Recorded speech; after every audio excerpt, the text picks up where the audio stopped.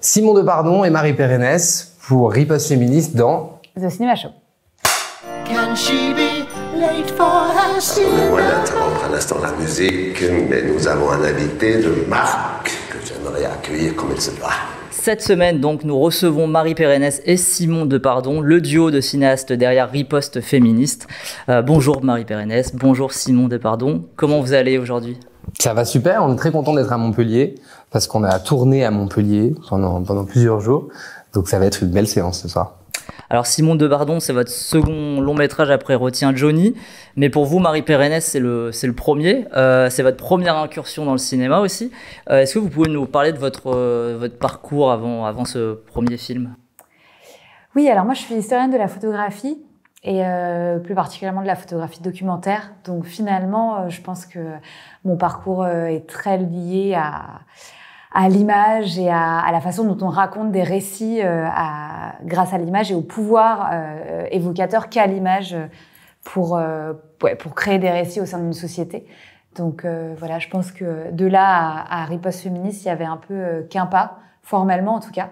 Et après, le reste est venu d'un militantisme personnel et puis je pense d'une énorme curiosité pour ces nouvelles luttes, ces nouveaux modes de combat féministe et puis toutes ces personnes extraordinaires qu'on a rencontrées, à qui il fallait donner une voix, je crois. Vous connaissez déjà avant le projet, j'imagine. Oui, on est en couple. Ouais. Voilà. Pour ça. Et alors, comment il est né ce projet ? En fait, justement, on rentrait chez nous un soir, après un dîner, et on est tombé sur un collage. Juste en bas de chez nous, on a un super mur pour les collages. Il était assez grand d'ailleurs. C'était un peu au tout début. On avait déjà vu un peu dans Paris. Et il disait « Femmes assassinées, battues, violées, vous n'êtes pas seules, on vous croit ». Et il était très fort parce que c'était un message de soutien aux victimes et aux familles de victimes. Et puis, si tu veux, il était vraiment tout frais. On voyait encore la colle. Il y avait quelque chose d'une rencontre ratée. Elle venait de partir. Et donc, à ce moment-là, on s'est dit, ça serait super de pouvoir mettre un peu des visages derrière ces mots, de voir comment elle les élabore, comment elle pense à ses slogans. Et donc, très vite, Marie est allée coller. On a rencontré quelques militantes et on s'est dit, mais ça serait bien de faire un film sur toute la France. Montrer un peu le maillage territorial et pas seulement qu'à Paris. Et donc voilà, on a pris à peu près 1 an pour faire les repérages et rencontrer plein de militantes, plein d'activistes. Et on est parti un peu la fleur au fusil pour faire ce film parce qu'effectivement, on avait l'impression que c'était vraiment important de leur donner la parole. Et finalement, les villes et les protagonistes, comment vous les avez sélectionnés Alors ça a été donc déjà nous on est partis de Paris parce que c'est là où on habitait, où on habite toujours pardon et ensuite à partir de là il y a eu un travail vraiment je dirais que c'est à la fois un mélange entre des coïncidences heureuses et en même temps la création de liens de confiance et d'amitié un peu partout. Donc à Paris, on a rencontré quelques personnes qui nous ont dit mais allez voir là-bas, allez voir là-bas. Il faut savoir qu'il y a près de 200 collectifs partout en France. Nous, il y en a 10 qu'on a rencontrés et avec lesquels on a travaillé. Et donc ça s'est créé comme ça et on voulait absolument avoir des villes de tailles différentes. De la grande ville type Paris, Marseille, Lyon, Montpellier aussi, à la plus petite ville type Gignac, pas très loin aussi de Montpellier, Montbrison, qui est dans le Forez, vers Saint-Étienne. Et c'était hyper important pour nous d'avoir ces différentes tailles. Et donc, c'est des militantes qui, la plupart du temps, nous ont amenés, nous ont dit allez rencontrer telle personne. Et à chaque fois, on a fait des rencontres incroyables. Et on a souvent l'habitude de dire qu'on a vraiment essayé de faire un film avec et pas sur. Donc, il y a eu tout un travail pendant 1 an avant le tournage de rencontres, de création de liens de confiance. Parce que un film documentaire, ça se tourne dans une complicité énorme avec ses protagonistes. Il faut savoir que la caméra, elle est très proche des personnes qu'on filme. On leur demande d'accéder à des lieux qui sont pour elles parfois des lieux de l'intime. On leur demande de nous accepter dans un quotidien pendant plusieurs jours. Et donc, ça demande beaucoup d'investissement aussi de leur part et puis évidemment beaucoup de confiance. Être sûr que leur parole allait être bien restituée. Donc, je crois que c'est à partir de ce lien de confiance qu'en fait, on a réussi à aller dans ces 10 villes. Et donc, il y a une préparation d'1 an et après le tournage en tant que tel, c'était Combien Ça a de temps? duré à peu près 6 mois, voilà, Non de façon un consécutif. peu intermittente. Tous les week-ends, à peu près, on tournait. On a fait beaucoup de repérage pour savoir exactement dans quel lieu ça allait se passer, parce que, par exemple, le collectif du Havre, ils ont l'habitude de coller à vélo. Donc, il a fallu trouver des solutions pour pouvoir tourner à vélo. À Brest, elles prennent souvent ce téléphérique pour passer d'une rive à l'autre de la ville. Donc voilà, à chaque fois, il fallait des autorisations pour pouvoir tourner dans les lieux. Et puis, en fait, ce qu'on avait envie de faire, c'était de monter des séquences d'à peu près 5 à 6 minutes où les gens seraient un petit peu comme on l'avait dans le repérage, c'est-à-dire des gens extrêmement convaincants sur un propos politique d'une jeunesse. Ça, c'est dingue parce qu'elles ont entre 18 et 25 ans, quoi. Et elles sont très convaincantes et c'est court. Et donc, on s'est dit qu'il fallait aussi qu'on ait les moyens de pouvoir couper, enfin, magnifier ce réel. Donc, on avait plusieurs caméras, etc. Et c'était un petit peu le repérage qui nous a donné l'envie, ou plutôt les clés du tournage, en se disant, bah, voilà, ce qui serait super, c'est de passer 10 petits moments comme ça, privilégiés, avec des militantes et des activistes qu'on voit assez rarement débattre. Ah ben, on va rentrer dans ce détail-là. C'est vrai qu'il y a un vrai soin apporté à l'image dans le film. C'était important pour vous de pas délaisser le côté cinéma dans un film de documentaire? Oui, je crois que c'est très important parce que le cinéma, encore une fois, ça façonne des images. Ça façonne des images qui parlent de la réalité. Et c'est très important, cette réalité, de la filmer au mieux. Certes, un peu de la sublimer, mais en fait, c'est surtout y apporter une exigence d'image et de son qui serait égale à celle qu'on pourrait mettre dans un tournage de film de fiction. Parce que nous, les protagonistes qu'on a filmés, moi, je pense pas qu'elles valent un son et une image moins bonnes que celles qu'on pourra donner à Brad Pitt ou Penelope Cruz, finalement. Et ce qu'elles ont à dire est extrêmement puissant. Et on s'est aussi rendu compte que si on met pas cette exigence-là, en fait, on n'écoute pas les gens. Si on met pas une caméra fixe avec une belle image, si on met pas des bons micros aux bons endroits, si on prend pas le temps, en fait, cette parole, elle émerge pas et donc elle est pas entendue et donc elle est pas écoutée. Et nous, je crois que c'était ça qu'on avait à cœur de faire. Et on croit beaucoup dans le cinéma documentaire.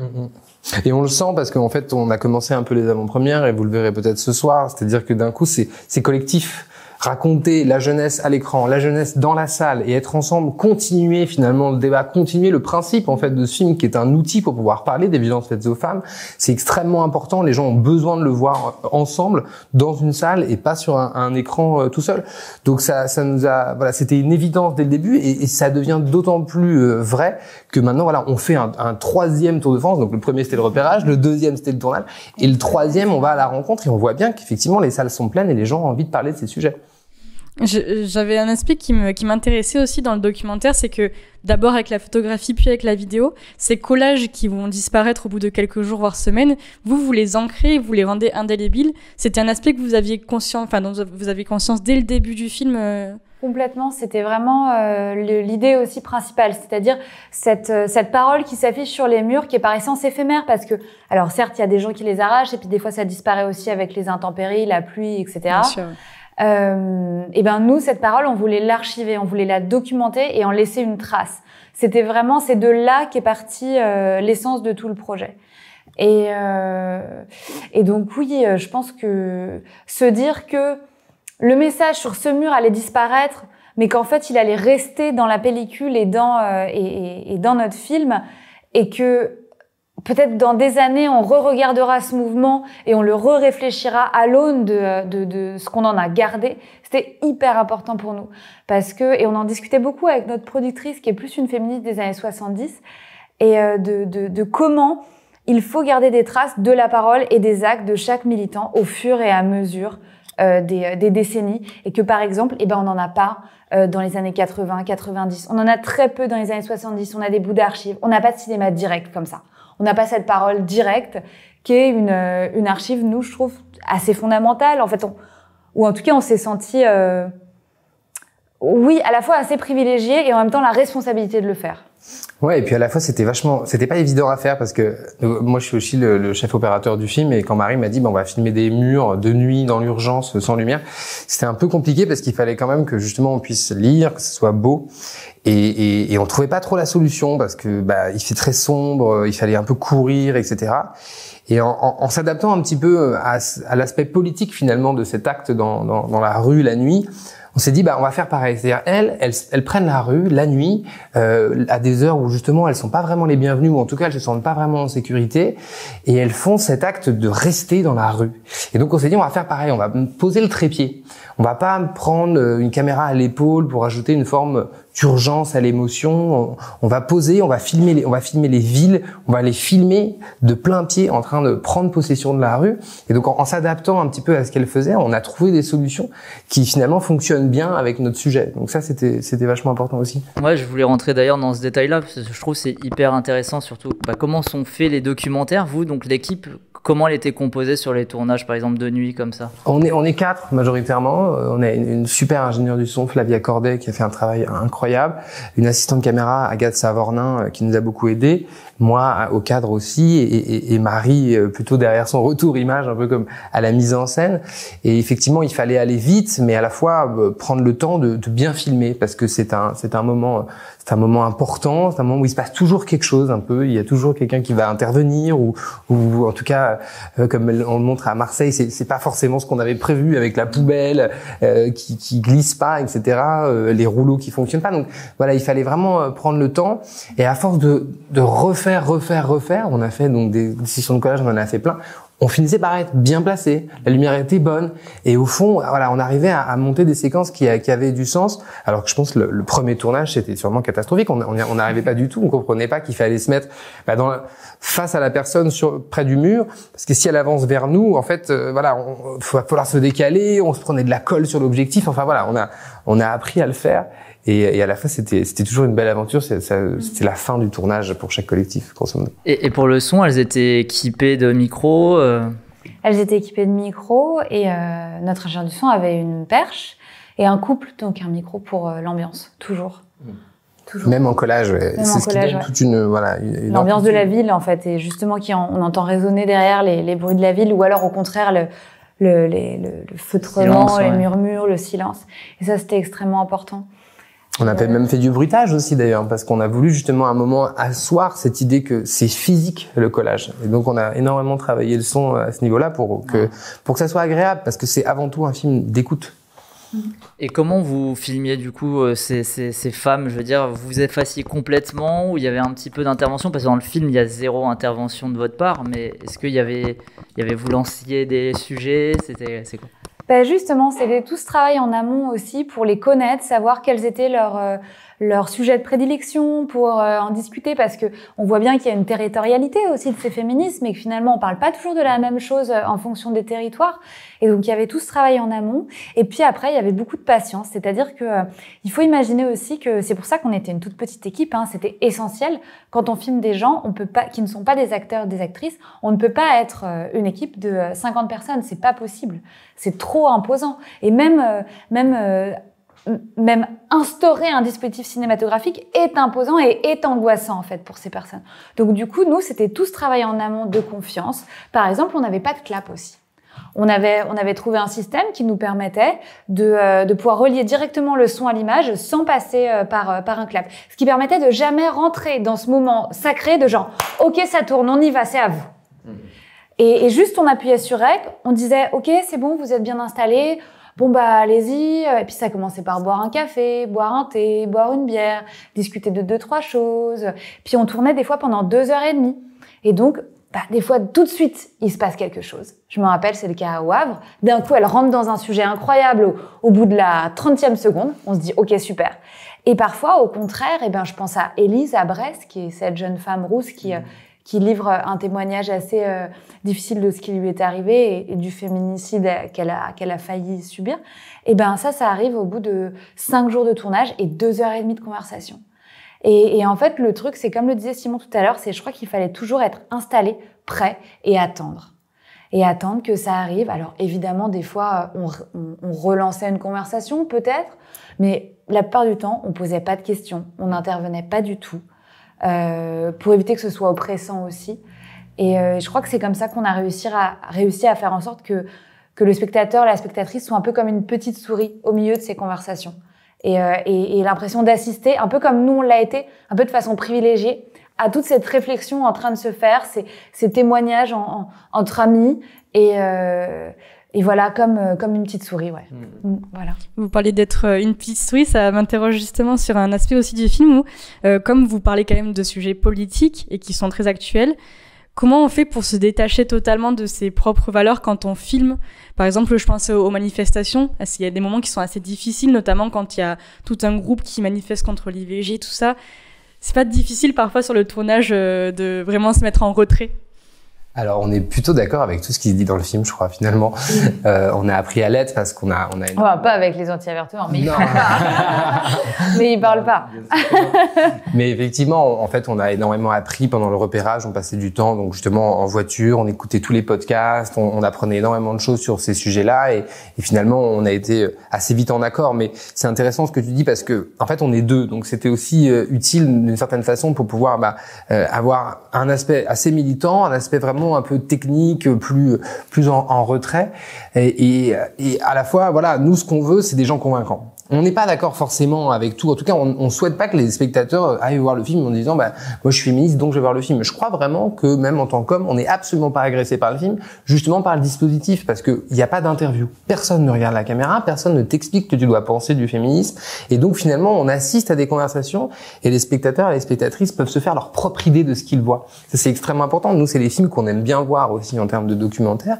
Et donc, il y a forcément cette juste distance qui est symbolisée par la caméra, qui fait que d'une certaine façon, nous, on prend la responsabilité de monter parce que on pense que finalement c'est un propos qui est quand même pertinent et convaincant. Mais après, voilà, les gens aussi en manifestation répondent de leurs actes et c'est ça qui est très beau, c'est que finalement on voit un féminisme dans la diversité, en action, en train de se faire.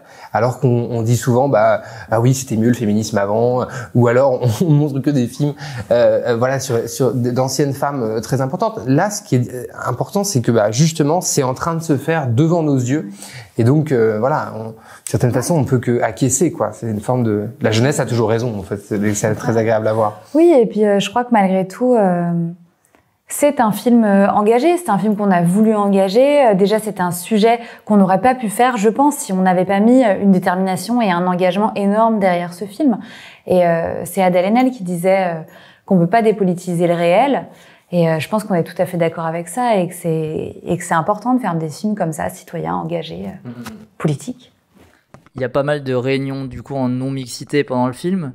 Simon, vous n'étiez pas de trop pendant ces moments-là. J'imagine que la préparation a dû aider du coup à ce que vous soyez intégré à ce processus. Ouais, tout à fait. C'est vachement important ça parce que d'une certaine façon, ça montrait aussi l'altérité. C'est-à-dire que ça prenait peut-être plus de temps pour que les choses se libèrent, mais au moins les choses sont claires. C'est-à-dire qu'il y a un homme derrière la caméra, donc c'est ce qui est en train de filmer et susceptible d'être vu par plein de gens.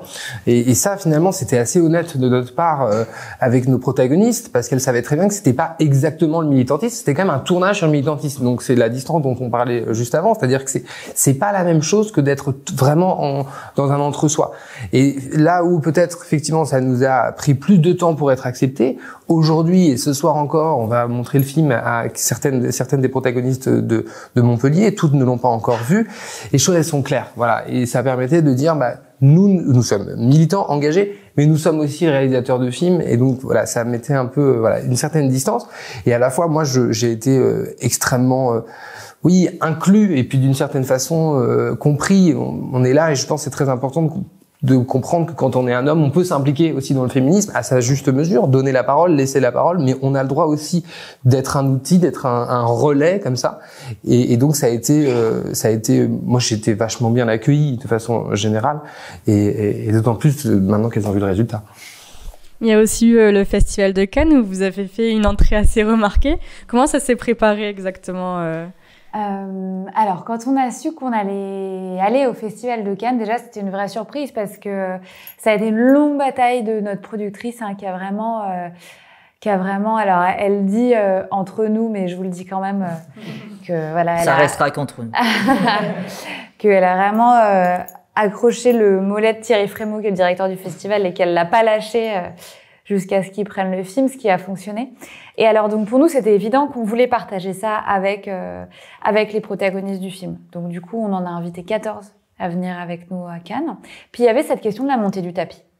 Parce que le cinéma, reste encore aujourd'hui en France, et enfin je dis en France, partout dans le monde, un haut lieu du système patriarcal qui est encore très peu à la fois démocratique et à la fois très peu égalitaire en termes de relations femmes-hommes.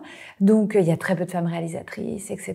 Il y a très peu de films qui passent le test Bechdel, donc ce fameux test qui dit qu'il faut à la fois qu'il y ait deux femmes qui soient nommées dans le film, qu'elles parlent entre elles plus de tant de minutes et que leur conversation porte sur autre chose qu'un homme. Donc il y a très peu de films qui le passent. Et voilà, bref. Et donc on avait toute cette question de comment est-ce qu'on s'inscrit là-dedans. Et la réponse pour nous, ça a été on les invite et on monte ce film avec elles, parce qu'on l'a fait avec elles et on l'a fait comme une tribune aussi d'une certaine façon. Donc il faut qu'on le partage. Et donc elles sont arrivées avec cette idée. On n'avait absolument rien demandé, c'est vraiment venu d'elle, on n'allait pas monter les marches seulement nous, mais on allait faire monter les marches aussi aux 130 victimes de féminicide avec cette banderole, et c'était très fort depuis, donc 130 victimes de féminicide depuis le dernier festival de Cannes. Et puis voilà, après est venue aussi cette idée de fumigène noir pour marquer les esprits, pour que ce soit aussi un moment puissant, fort, ce qui a tout à fait marché. Alors, c'était pas du tout prévu, donc du coup, ça a été un peu compliqué avec le protocole ce qu'on appelle le service du protocole du Festival de Cannes. Mais on s'est aussi rendu compte que c'est là où on voit que quand on a un sujet comme ça, comme le féminisme, j'entends, les féminismes, c'est dur à porter, c'est dur à produire comme film. Et en même temps, on a des alliés partout. Et là, en l'occurrence, c'est une histoire qu'on raconte souvent, mais il y avait cette personne qui travaillait au protocole du festival, qui a vraiment dit, écoutez, je veux pas savoir, je vous laisse plus de temps sur le tapis, je veux pas savoir, vous y allez, je me débrouillerai avec Thierry Frémaux après. Et c'est vraiment grâce à elle que tout ça est arrivé, qu'on n'a pas été fouillé, et donc voilà, donc en fait il faut pas perdre espoir, quoi. Il y a même au sein de milieux comme le cinéma, il y a des zones et des gens comme ça, des vrais alliés, ouais. Non, votre père, Raymond Depardon, du coup, il est chaleureusement remercié pour ses conseils en fin de film. C'était quoi concrètement qu'il vous a apporté ? Raymond et Claudine Nogaret, qui est la productrice du film, mais voilà, ils ont une longue histoire de cinéma documentaire, des films qui sont engagés, citoyens qui donnent la parole. Nous, on s'est totalement inscrits dans la lignée de Palmeraie et Désert, d'essayer justement d'aller à la rencontre des Français, de montrer qu'il existe une part de la France qu'on ne voit pas souvent et d'essayer de façonner des récits collectifs. Après, plus trivialement, Raymond nous a prêté sa voiture, donc c'était vachement pratique. Mais non, je plaisante. Je crois qu'il il m'a beaucoup enseigné aussi cette juste distance. Et Claudine, qui a été très longtemps l'ingénieur du son de Raymond, de comment on fait pour bien se placer, pour finalement raconter avec son corps, avec son cadre, l'intention qu'on a derrière un plan. Et donc évidemment que ça a été un très bel héritage qu'on a pu mettre en œuvre dans ce film. Donc bien sûr qu'il a toute sa place dans le générique. Il y a un autre nom au générique, c'est celui de Marina Foïs, et je voulais savoir comment elle est arrivée sur le projet du coup. Alors, Marina, ça a été pareil, une sorte de coïncidence un peu heureuse, un peu une sorte de bonne fée qui est arrivée comme ça. En fait, Marina Foïs, on la connaissait, non, bien sûr, tout le monde la connaît, mais je veux dire, on l'avait vue beaucoup, elle incarnait une sorte d'héritage féministe aussi du cinéma, de l'engagement, parce que notamment elle avait pris la parole et elle avait présenté les Césars après ce qu'on a appelé les Césars de la honte, qui avait attribué le César à Polanski pour J'accuse. Et donc c'était pas facile de reprendre la main à ce moment-là. D'ailleurs, elle avait été assez décriée publiquement, etc. Et ça avait été très compliqué. Et on s'est dit qu'elle incarnait aussi une sorte de relève du cinéma français, que c'était important qu'il y ait des femmes comme ça qui s'engagent. Et puis, on lui a proposé, on en a parlé, et elle a dit oui tout de suite. Elle est arrivée, elle avait 1h30, elle a fait 10 prises, il y en a une qui était bonne, et voilà, c'est tout. Et donc elle fait la voix off du début du film. Ah oui, pardon, et donc oui, elle fait la voix off du début qui dure 40 secondes. Ouais, d'ailleurs, pourquoi une voix off aussi peu présente finalement ? En fait, normalement, on n'aime pas ça. Nous, on préfère qu'il y en ait. On voulait pas d'interview. On est un peu des puristes comme ça, mais finalement, c'est important quand même de pouvoir guider les spectateurs dans ce qu'est notre dispositif. L'idée justement de passer d'une ville. C'est votre voix finalement en tant que cinéaste. Bien sûr. Voilà. En fait, on a demandé à quelqu'un de neutre de prendre la parole pour que ça soit ni Marie ni moi, et puis que ça soit aussi quelqu'un pas de notre âge, pour pas que ça fasse trop entre nous, entre jeunes, etc. Pour que ça soit assez universel.